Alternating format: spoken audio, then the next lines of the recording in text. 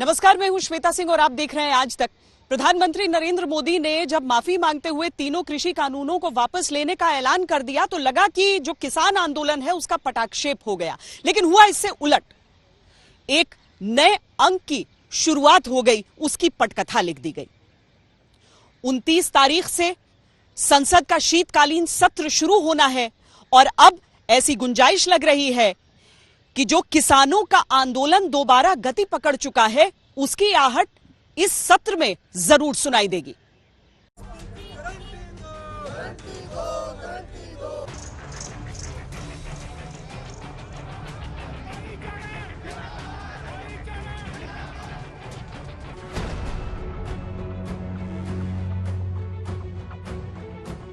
एक आश्वासन दे कि लीगल गारंटी कानून बनेगा, प्रोक्योरमेंट होगी और कमेटी बना दे जो नीति ग्रिटी है कि कितनी फसलें होंगी, कैसे एमएसपी तय होगा, ये सब चीजें छोड़ दो।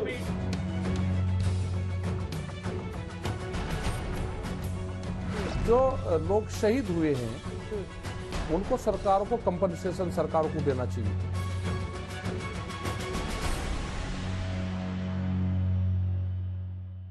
किसानों के आंदोलन को जाता है, हमारे किसान भाइयों को जाता है।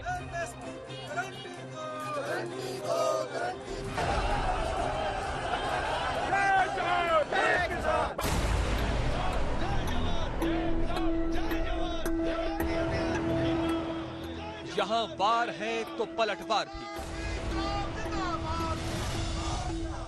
तो आज आसेवेरी की फसलों को लूटा जाता है, उसका लाभ एमएसपी से मिलेगा। कानून बनाना इसमें संभव नहीं लगता है। एमएसपी की जो उनकी डिमांड है वो बिल्कुल जायज है। जहाँ घोषणा है तो प्रतिकार भी।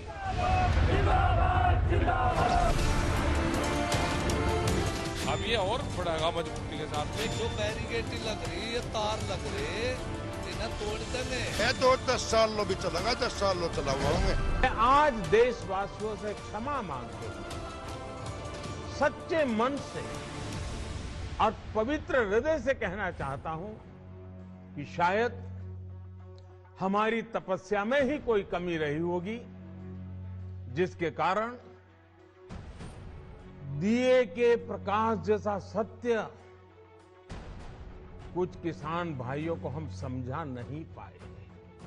आज मैं आपको, पूरे देश को ये बताने आया हूं कि हमने 3 कृषि कानूनों को वापस लेने का, रिपील करने का निर्णय लिया। और जो 1 साल तक लोग यहाँ रहे, उनकी शहादतें हुई, मुकदमे दर्ज हुए, तो 1 साल का जो भी घटनाक्रम हुआ, जितने दिन भी लेट हुए, पेनल्टी सिस्टम क्या होता है, जो ये 3 कानून थे, इसमें भंडारण व्यवस्था ये आम जनता की थी,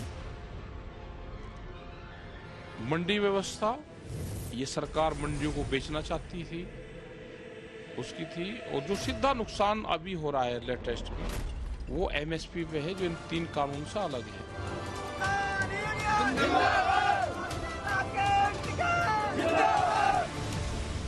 राजनीतिक इच्छा शक्ति है तो राजनीति का व्यापार भी।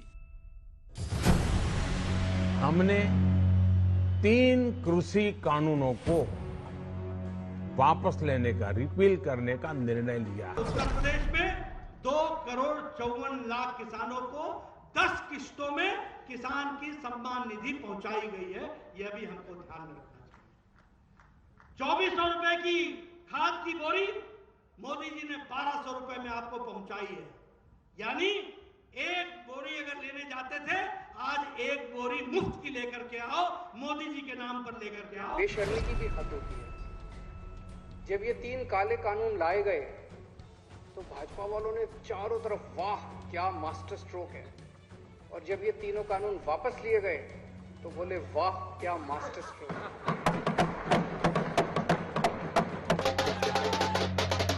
ये हो सकता है कि हमारे स्तर पर कोई कमी रह गई हो कि हम लोगों ने अपनी बात को उन लोगों को समझाने में हम लोग कहीं न कहीं विफल रहे। आंदोलन के अंत का प्रयास है तो क्रांति की धार। और बहुत मसले हैं। दूध अमेंडमेंट का है, बिजली अमेंडमेंट बिल है। अगर ये जल्दी हो जाता 700 किसान को शहादत से बचाया जा सकता था। मोदी सरकार ने आज अपना अपराध स्वीकार किया है।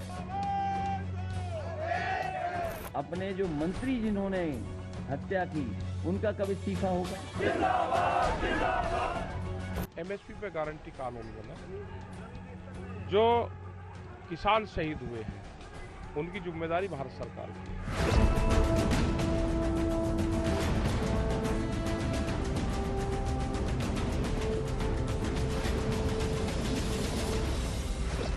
वर्तमान समस्याओं से निपटने की तैयारी है तो भविष्य की समस्याओं के समाधान का आधार भी। जो मुकदमे दर्ज है उस पर कोई ऐलान नहीं किया है, जो किसान शहीद हुए उसके मुआवजे भी कोई ऐलान नहीं किया है। एमएसपी का जो बहुत महत्व का मसला है, इसके लिए लड़ने की पूरी तैयारी है।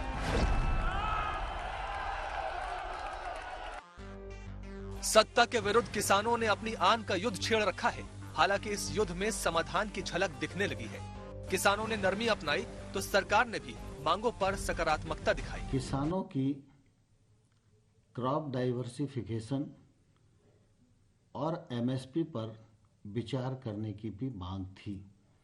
यह मांग इससे पूरी होती है तथा किसान संगठनों ने पराली जलाने पर किसानों पर क्रिमिनल ऑफेंस से उन्हें मुक्त किया जाए, यह मांग भी की थी।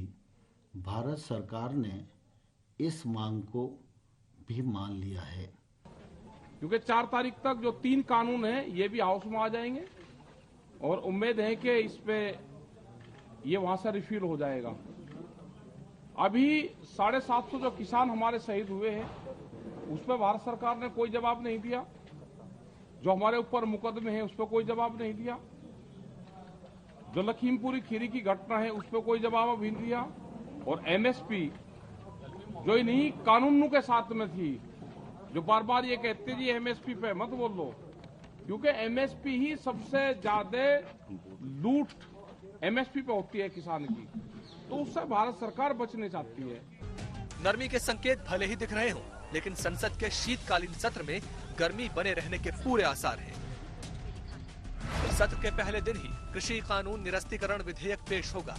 बीजेपी ने लोकसभा सांसदों को 29 नवंबर को सदन में रहने के लिए व्हिप जारी कर दिया है।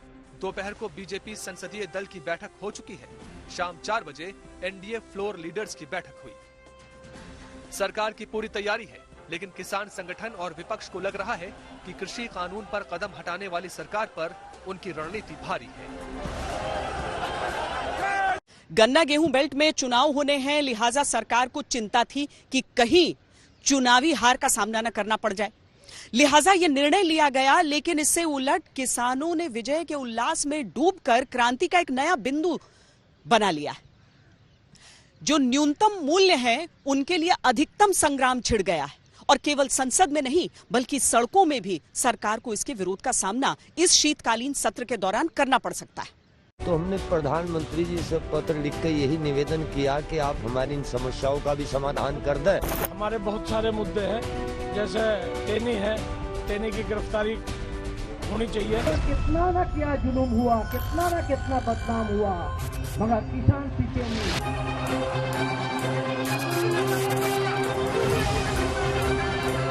पार्लियामेंट में ये हमें आश्वासन दे कि हम लीगल गारंटी फसलों की एमएसपी और प्रोक्योरमेंट का। अब आप अपने अपने घर लौटे, अपने खेत में लौटे। राजनीतिक गर्मी से तपने वाला है शीत सत्र। बहुत देर लगा दी मेहरमा आते आते। परिस्थितियां ठीक नहीं, तो अब चुनाव से पहले वो माफी मांगने आ गए। हार के डर से प्रधानमंत्री जी ने तीनों कानूनों को वापस लिया है। अभी एमएसपी बाकी है, बिजली का बाकी है। किसानों को उनकी उपज का समर्थन मूल्य देने संबंधी राष्ट्रीय कानून बनाने की एक खास मांग भी अधूरी पड़ी है। सड़क से संसद तक घिरी सरकार।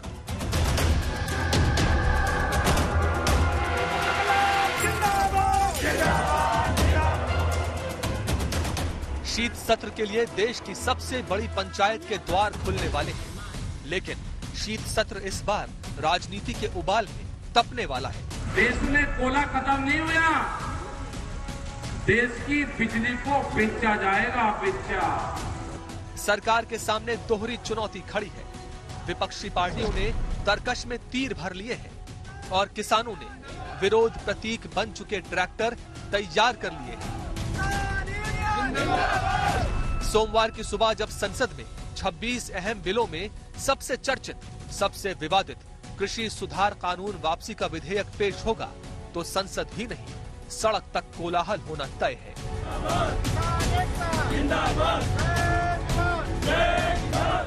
विपक्ष सहित किसानों ने अपनी रणनीति पहले ही तैयार कर ली है। हालांकि किसानों ने सरकार का रुख देखकर नरमी दिखाई है। 29 नवंबर का ट्रैक्टर मार्च टाल दिया गया है। संयुक्त किसान मोर्चा ने कहा है कि सरकार किसानों से बातचीत करे। 4 दिसंबर को संयुक्त किसान मोर्चा की अगली बैठक होगी। इसी बैठक में तय किया जाएगा कि आने वाले दिनों में किसान संगठनों के आंदोलन की दशा और दिशा क्या होगी। और 4 तारीख को हमारी फिर मीटिंग होगी संयुक्त मोर्चे की, तो उसमें आगे प्रोग्राम हम तय करेंगे कि आगे प्रोग्राम कैसे करना है, क्योंकि 4 तारीख तक जो 3 कानून हैं ये भी हाउस में आ जाएंगे और उम्मीद है कि इस पे ये वहां से रिफिल हो जाएगा।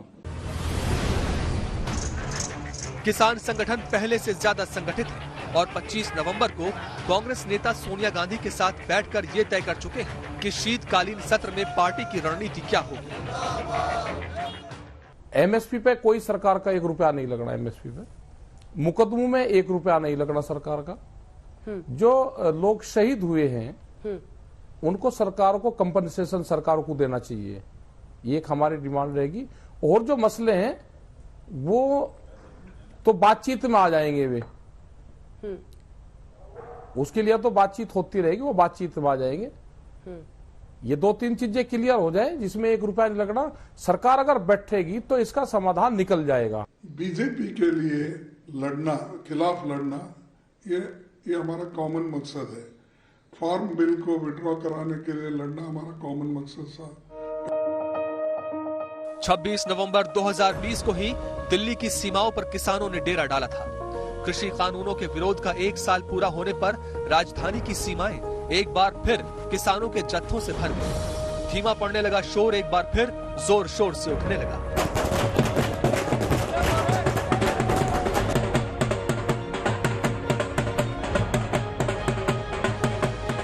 इससे ज्यादा खुशी क्या हो सकती है।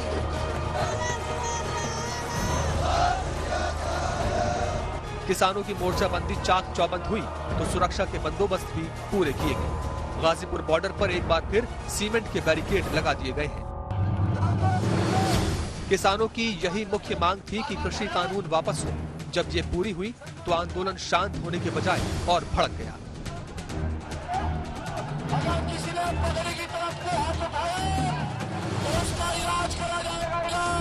तो बैठ के बात होगी। इसमें कई चीज हैं जिन पे चर्चा करने वाली है। एमएसपी वाले मैटर पे उस पे बहुत सी चर्चा करने वाली है और बहुत से पॉइंटों पे उस पे डिस्कस करके हल निकलेगा, जिस पे सरकार ने अभी तक कोई बात शुरू नहीं की है। नहीं, बातचीत से तो हमने कभी जवाब दिया ही नहीं, पहले भी नहीं दिया, अब भी नहीं दिया। हमने उससे बल्कि लेटर लिख के कहा है कि आपने काले कानूनों की घोषणा कर दी है, एमएसपी पे, मुकदमों पे, मुआवजे पे आपने कोई बात नहीं की है, उन पर बैठ के चर्चा करें।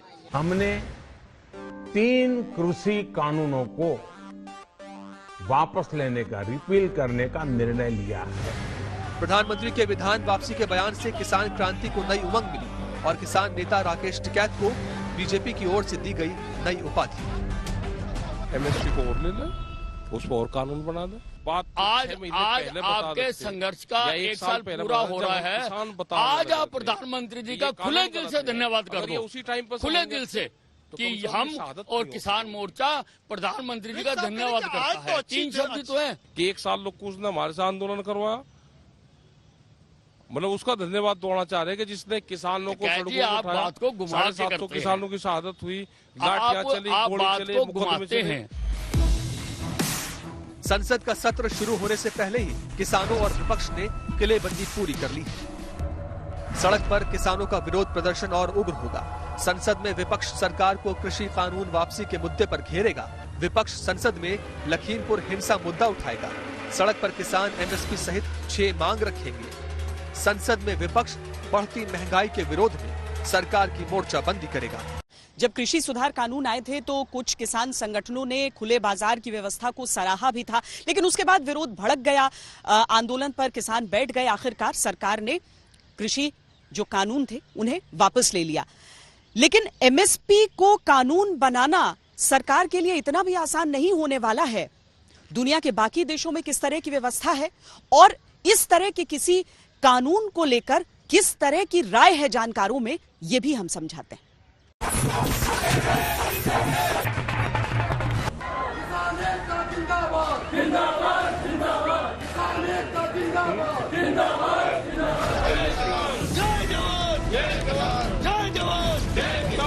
जो ये न्यूनतम समर्थन मूल्य बनाते हैं उसकी हमें गारंटी दी जाए।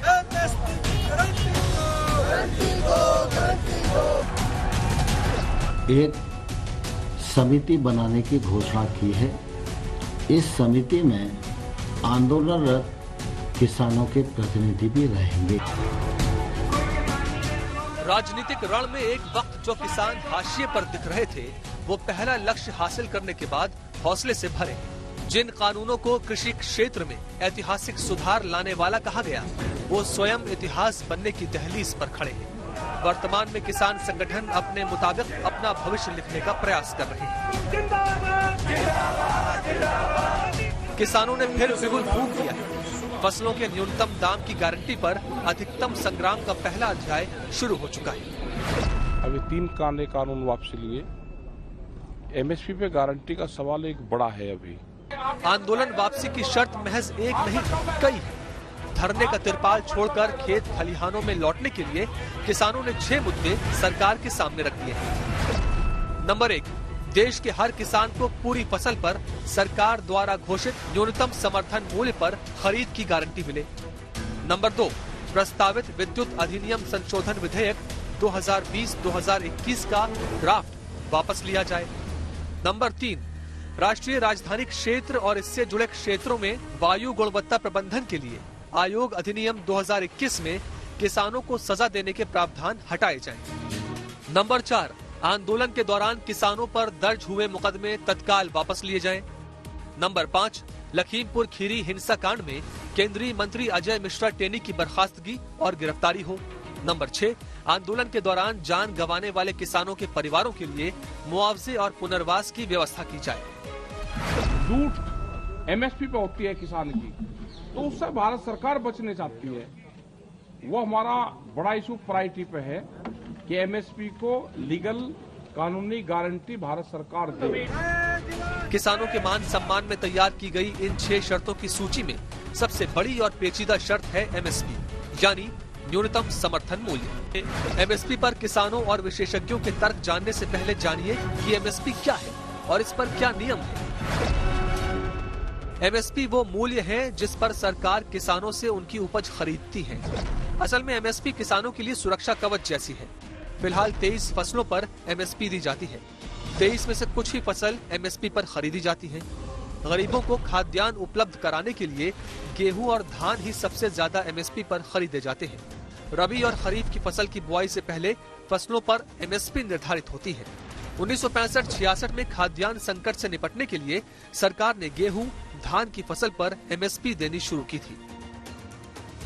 तब से देश में एमएसपी की व्यवस्था चली आ रही है, लेकिन अब किसान संगठन 23 फसलों पर एमएसपी का गारंटी कानून मांग रहे हैं। लंबे समय से किसानों की ये मांग है कि जो एमएसपी है, यानी कि मिनिमम सपोर्ट प्राइस, मिनिमम का मतलब कम से कम, अधिकतम नहीं कम से कम, और उसको सरकार घोषित भी करती है। सरकार द्वारा दिया गया रेट है। सरकार के या आदेश का अनुपालन जब बाजार में नहीं होता तो कृषि में सुधार कहां से हो सकता है। एमएसपी पर फसल बेचने के लिए किसानों को एपीएमसी की मंडियों तक जाना होता है। इन्हीं मंडियों में होते हैं बिचौलिए और कमीशन एजेंट। इसी कमीशन खोरी को खत्म करने और फसल खरीदी में सुधार लाने के लिए बनाई गई शांता कुमार कमेटी की रिपोर्ट के मुताबिक देश के धान बोने वाले 3/4 किसान और गेहूं बोने वाले 60% किसानों को मंडी सिस्टम या सरकारी खरीद का मौका तक नहीं मिलता है। कि उत्पाद का मूल्य मिल जाए तभी किसान बचेगा। मैं आपके सामने सिर्फ 2 एग्जाम्पल दूंगा कि जो सब्जी किसान आढ़तियों के पास और जो अपने गांव के पास कुछ दलाल जाते हैं जो 4, 5, 6 रुपए किलो बेचता है, वो मंडी में आने के बाद और उपभोक्ता के पास 3-4 घंटे के बाद वो 5 रुपए के 25 रुपए और 6 रुपए के 30 रुपए किलो उपभोक्ता को बेचता है। तो जो फार्मर प्रोड्यूसर ऑर्गेनाइजेशन बनाने की शुरुआत जो हम लोग कर रहे थे, उसका उद्देश्य हमारा ये है कि सीधे उपभोक्ता को किसान अपना बाजार में खड़ा हो, अपने उत्पाद को उचित लाभकारी मूल्य उसको मिल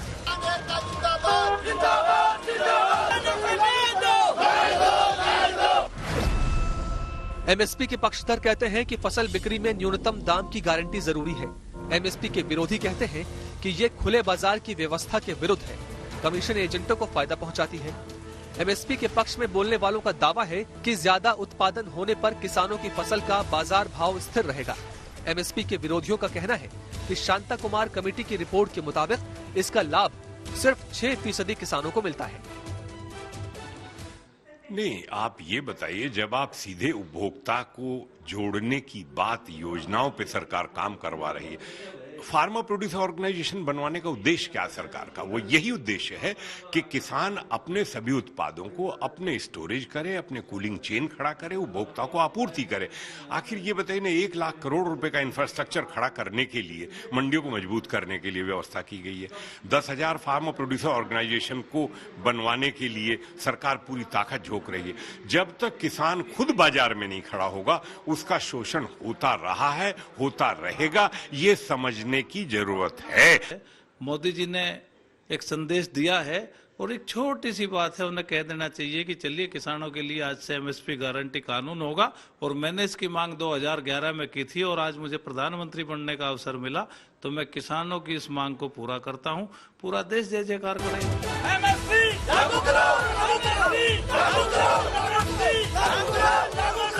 सवाल ये कि अगर एमएसपी पर नियम बना तो क्या होगा? सालाना एमएसपी की घोषणा कानूनी तौर पर नहीं होती। एमएसपी पर खरीद का फैसला वैधानिक नहीं, राजनीतिक है। हर राज्य में एमएसपी पर फसल नहीं खरीदी जाती। कानून बनने पर सरकार की फसल खरीदने या न खरीदने की राजनीतिक आजादी खत्म हो जाएगी। सरकार हर किसान से एमएसपी के तहत आने वाली सभी फसलें खरीदने के लिए कानूनी तौर पर बाध्य होगी। हर राज्य के किसान से फसल खरीदनी अनिवार्य होगी। विशेषज्ञों का कहना है कि किसान जिस रोग का समाधान फसल खरीद गारंटी को मान रहे हैं, वो देश की आर्थिक स्थिति के लिए बड़ा रोग साबित हो। देखिए, सबसे बड़ी बात यह है कि जब मोनोपोली होगी, अभी तक मंडी की, एपीएमसी की मंडियों की मोनोपोली चल रही थी, और जिस चीज में भी मोनोपोली होती है तो वो शोषण होता है। ये नए कानूनों में एक व्यवस्था सरकार ने शुरू की थी। ये आज नया नहीं है, हम 25 सालों से मांग करते चले आ रहे थे। खुद भारतीय किसान यूनियन के संस्थापक अध्यक्ष चौधरी महेंद्र सिंह टिकैत अपने पूरे जीवन भर लड़ते रहे और उन्होंने बार बार यही बात कही कि भाई बिचौलियों से मुक्ति दिलवाइए और भाई बाजार खुलवाओ किसी भी तरीके से, जैसे भी हो। वर्तमान में एमएसपी की गारंटी पर देश का किसान संघर्ष के नए दौर से गुजर रहा है, लेकिन अब से करीब 5 दशक पहले दुनिया की महाशक्ति अमेरिका एमएसपी कानून का दंड भोग चुका है। 1977 से 1981 तक अमेरिका में जिमी कार्टर राष्ट्रपति रहे। किसानों की आर्थिक उन्नति के लिए कार्टर ने हर 6 महीने में प्रति गैलन दूध पर 6 सेंट बढ़ाने का नियम बना दिया। दाम बढ़ाते रहने के लिए कार्टर प्रशासन को दूध की मांग बढ़ानी थी। इसके लिए सरकार ने किसानों से एमएसपी पर चीज खरीदने का नियम बनाया। दाम ज्यादा मिलने पर किसानों ने चीज का उत्पादन बढ़ा दिया। देश में मांग से ज्यादा चीज का उत्पादन होने लगा। सरकार के गोदाम चीज से भर गए तो सरकार को अलग से स्टोर किराए पर लेने पड़े। 1981 तक कार्टर के डेयरी समर्थन कार्यक्रम के कारण अमेरिकी टैक्स पेयर्स के सालाना 1,500 करोड़ रुपए बर्बाद हुए। राष्ट्रपति रोनाल्ड रीगन ने एमएसपी का नियम बंद किया। गोदामों में रखी चीज जनता को मुफ्त बांटनी पड़ी। किसानों को दूध और चीज का प्रोडक्शन घटाने के लिए पैसे देने पड़े। एमएसपी का ये वो मॉडल है जिसे देखकर इसके घातक परिणाम समझे जा सकते हैं। नहीं, सरकार तो खरीद ही नहीं सकती। किसने कहा कि सरकार खरीद लेगी? सरकार नहीं खरीद सकती। सरकार आज जो खरीद रही है, फूड कॉर्पोरेशन ऑफ इंडिया को जो सब्सिडी इतनी दे रही है, वो जनता के टैक्स पेयर का पैसा है। आपने बीच में एक भावांतर योजना की शुरुआत की, क्या हुआ? उसका परिणाम क्या हुआ मध्य प्रदेश में? कि जितना सरकार ने पैसा दिया 2600 करोड़ रुपया, वो सब चला गया बिचौलियों की जेब में, और उससे किसानों को 10% तक का भुगतान सरकार ने किया, बाकी तो नुकसान किसानों का हुआ। ये जो बाजार की ताकतें हैं, जितना आप इनको छूट देंगे उतना वो शोषण करेंगे।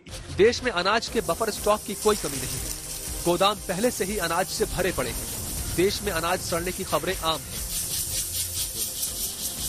जब भारत जैसे देश के पास आज भी इतना इंफ्रास्ट्रक्चर नहीं है कि एमएसपी पर खरीदे अनाज को सुरक्षित रख सके, तो 23 फसलों पर एमएसपी की कानूनी गारंटी के बाद क्या होगा, इसकी कल्पना ही की जा सकती है। इसमें कोई दो राय नहीं कि सरकार ने अगर ये निर्णय लिया कि कृषि कानूनों को वापस लिया जाएगा, तो इसके पीछे एक चुनावी सोच रही। बहरहाल केवल ये मुद्दा नहीं है जो इस बार चर्चा का विषय रहेगा। शीतकालीन सत्र के दौरान कई और महत्वपूर्ण विधेयक हैं जिन्हें पेश किया जाएगा। इनमें शामिल है the constitution scheduled caste and scheduled tribes order amendment bill. इसके पीछे भी उत्तर प्रदेश चुनाव की एक सोच हो सकती है।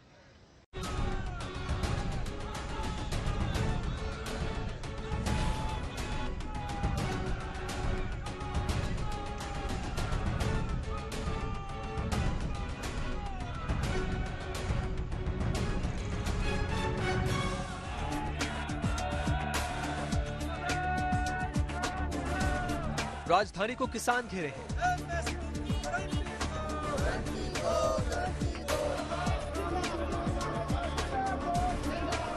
सरकार की ओर विपक्ष के तीर कमान तने हैं।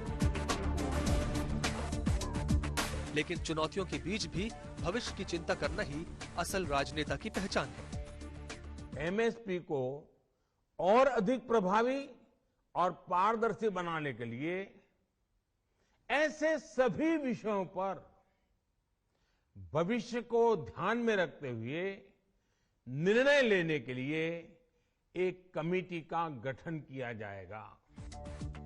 राजनीति का परम लक्ष्य सत्ता है और सत्ता साधने के लिए चतुर राजनेता न कड़े कदम उठाने से चूकते हैं, न कदम हटाने में हिचकिचाते हैं। इस महीने के अंत में शुरू होने जा रहे संसद सत्र में, इसी महीने में, हम तीनों कृषि कानूनों को रिपील करने की संवैधानिक प्रक्रिया को पूरा कर देंगे। प्रधानमंत्री मोदी शीतकालीन सत्र में कृषि सुधार कानून के मोर्चे पर कदम पीछे खींचेंगे तो उत्तर प्रदेश में जात बिरादरी के समीकरण साधने वाला एक बिल सदन में रखेंगे। इसके माध्यम से बीजेपी सोशल इंजीनियरिंग के जरिए अपने विरोधियों को मात देने का दांव चल रही है। संसद में अनुसूचित जाति जनजाति संशोधन विधेयक पेश होगा। मोदी सरकार की खास समुदायों को एसटी श्रेणी में जोड़ने की योजना है। सोनभद्र और आसपास के जिलों में आदिवासी आबादी भी काफी है। सोनभद्र सहित आसपास के मल्लाहों की राज्य आदिवासी सूची में शामिल होने की पुरानी मांग है।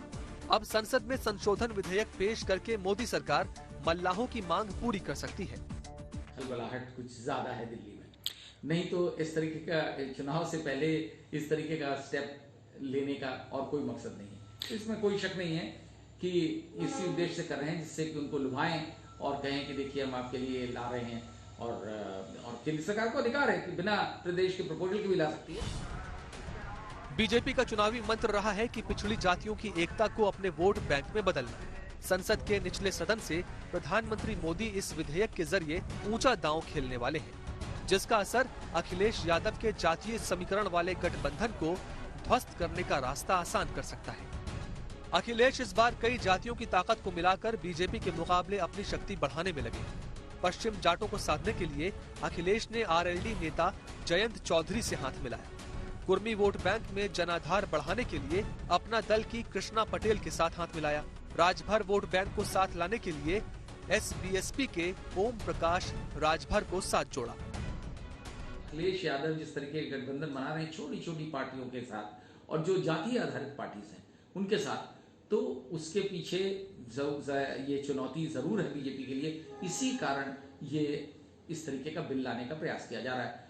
और इसमें जो इस बिल में जो करने का प्लान है वो ऐसा दिखता है कि जो मल्लाह जाति है, जिसमें निषाद भी आते हैं, मल्लाह भी आते हैं और भी इस तरीके की जो जातियां हैं जो नदियों के किनारे रहती हैं और जिनका नाविक जिंदगी से सरोकार रहता है, उनको लाने का अगर प्रयास शेड्यूल ट्राइब में किया जा रहा है तो ठीक है, उनके लिए बड़े फायदे की बात होगी। यानी अखिलेश यादव इस बार जात और जमात की राजनीति से मुख्यमंत्री की कुर्सी तक का अपना रास्ता तैयार करने की कोशिश में है। लेकिन बीजेपी पिछले चुनावों का जिताऊ दांव इस बार भी परखने जा रही है। 2019, 2017, 2014 के चुनाव में बीजेपी को गैर यादव ओबीसी का बड़ा वोट प्रतिशत मिला। अति पिछड़ा वर्ग के वोटर ने भी बीएसपी का साथ छोड़ बीजेपी का साथ दिया। अखिलेश यादव अलग अलग जातीय पहचान की छोटी पार्टियों से हाथ मिलाकर ताकत बढ़ाना चाहते हैं। बीजेपी भी इन जातियों को साधने में कोई कसर नहीं छोड़ रही है। मोदी जानते हैं कि गैर यादव ओबीसी और पाल, प्रजापति, विश्वकर्मा, भर और मल्लाह जैसे अन्य पिछड़ी जातियों का साथ न सिर्फ बीजेपी का विजय पथ तैयार करेगा बल्कि विरोधियों की ताकत भी खंड खंड कर देगा। 2011 की जनगणना के मुताबिक यूपी में करीब 21% एससी आबादी है। 11 साल में आबादी भी बढ़ी और वोट भी। इन्हीं पिछड़ी जातियों को साधने के लिए किसानों को घमासान के बीच संसद के शीत सत्र में उत्तर प्रदेश की सत्ता का विजय पथ तैयार करना ही फिलहाल मोदी नीति है। पिछले कई सालों से दुनिया भर में क्रिप्टो करेंसी की खूब चर्चा रही, बहुत निवेशक उसकी ओर आकर्षित हुए, लेकिन एक सोच ऐसी बनी कि हिंदुस्तान में शायद उतनी बड़ी संख्या में लोग नहीं जा रहे हैं उस ओर। लेकिन देखते ही देखते 10 करोड़ निवेशक समूचे देश में हो चुके हैं क्रिप्टो करेंसी में और 70,000 करोड़ का इसका पूरा बाजार हो गया है। ऐसे में जो अब तक ये सरकार के नियंत्रण से परे रहा था, शीतकालीन सत्र में इसे लेकर भी कुछ नियम बनाए जाएंगे। अगर लोगों को ऐसा लग रहा है कि सरकार के नियम आने के बाद उन पर बहुत ज्यादा विपरीत प्रभाव पड़ेगा, तो हम आपको समझाते हैं कि इन प्रावधानों में क्या हो सकता है।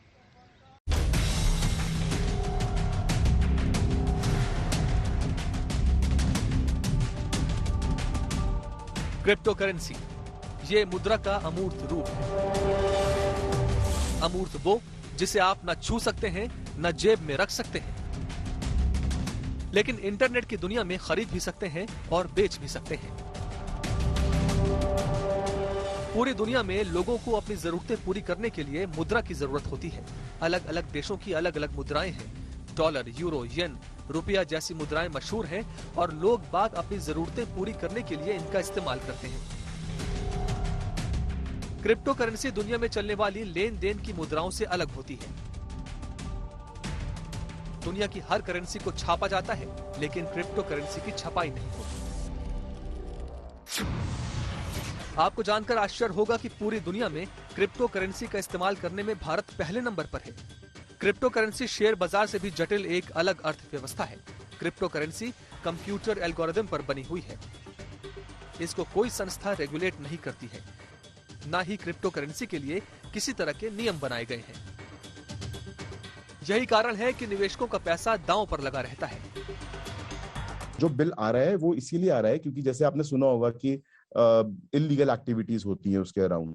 सो ये बिल से आप रेगुलेट करके क्रिप्टो एक्सचेंज के साथ काम करके आप पूरा सिस्टम मॉनिटर कर सकते हैं, इसीलिए गवर्नमेंट इसको रेगुलेट करने जा रही है। इन्हीं कारणों को ध्यान में रखकर मोदी सरकार शीतकालीन सत्र में क्रिप्टो करेंसी पर प्रतिबंध लगाने और क्रिप्टो कारोबार के लिए नियम बनाने का बिल पेश करने वाली है।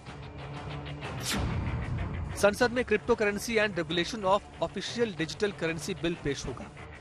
जानकारों के मुताबिक क्रिप्टो करेंसी पर प्रतिबंध लगने के आसार हैं। हो सकता है कि कुछ क्रिप्टो करेंसी पर प्रतिबंध नहीं लगाया जाए। सरकार क्रिप्टो मार्केट के लिए नियम कायदे बनाने जा रही है। साथ ही भारतीय रिजर्व बैंक की सरकारी डिजिटल करेंसी कैसे आएगी, इस पर नियम तय होंगे। जैसे ही ये खबर फैली कि क्रिप्टो करेंसी पर मोदी सरकार विधेयक पेश करने वाली है, क्रिप्टो बाजार औंधे मुंह गिरा।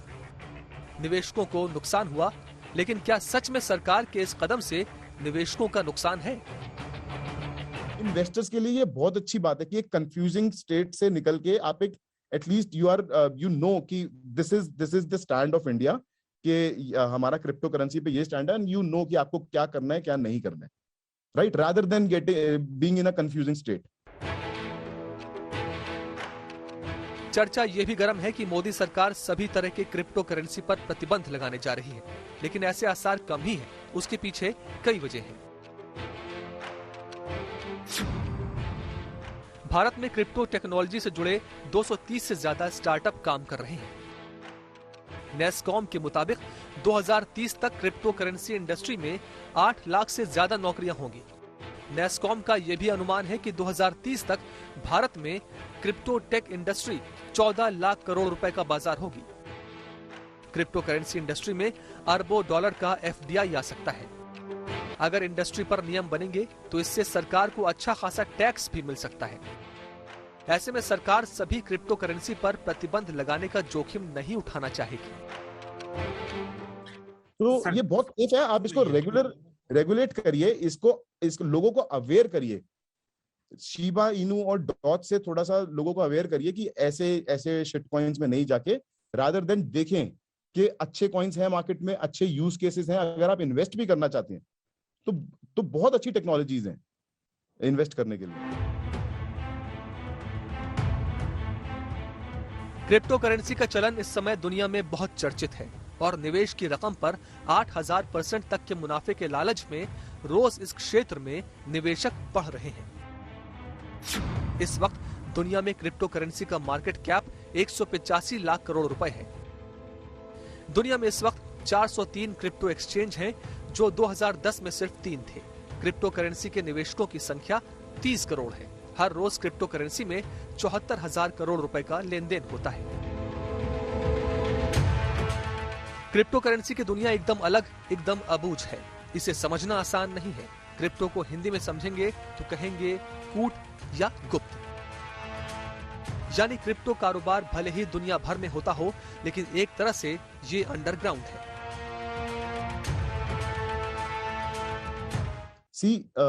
जैसे कि हम पहले देखते थे ट्रेडिशनल सिस्टम में जो कंपनी फॉर्म होती थी वो एक सेंट्रलाइज्ड एंटिटी होती थी। जैसे कि अगर आप गूगल को लें, एक फेसबुक को लें, तो ये एक सेंट्रलाइज्ड एंटिटी होती है जिसका जो भी एक एप्लीकेशन बिल्ड करते हैं, सारा डेटा, जो लोग भी वो एप्लीकेशन यूज कर रहे हैं, वो सारा डेटा फेसबुक अगर यूज कर रहे हैं तो फेसबुक के पास जा रहा है।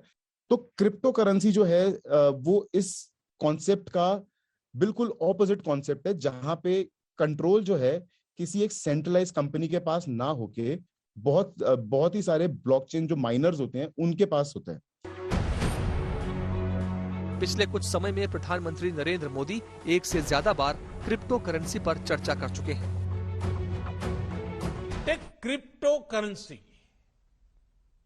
और bitcoin for example, it is important that all democratic nations work together on this and ensure it does not end up in wrong hands which can spoil our youth.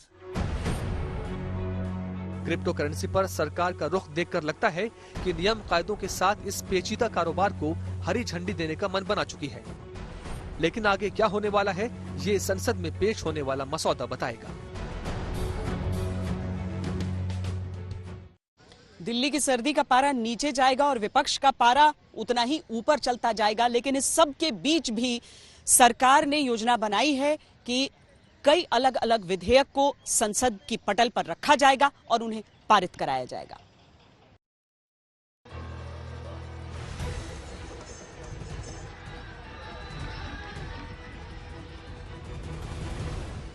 उनतीस नवंबर को केंद्र का कामकाज संभालने वाले अहम चेहरे ट्रेजरी बेंचेस यानी सत्ता पक्ष की बेंचों पर होंगे और लेफ्ट बेंचेस यानी विपक्ष के बेंच पर होंगे उन्हें घेरने वाले बड़े बड़े चेहरे। किसान ये सरकार को भरोसा बिल्कुल नहीं करते। सरकार प्रधानमंत्री कहते हैं कि उनका राष्ट्रनीति ये है कि अटके नहीं, भटके नहीं, लटके नहीं। तो आप क्यों ये किसानों की ये मुद्दे को आप अटके, भटके, लटकेने की कोशिश कर रहे हैं?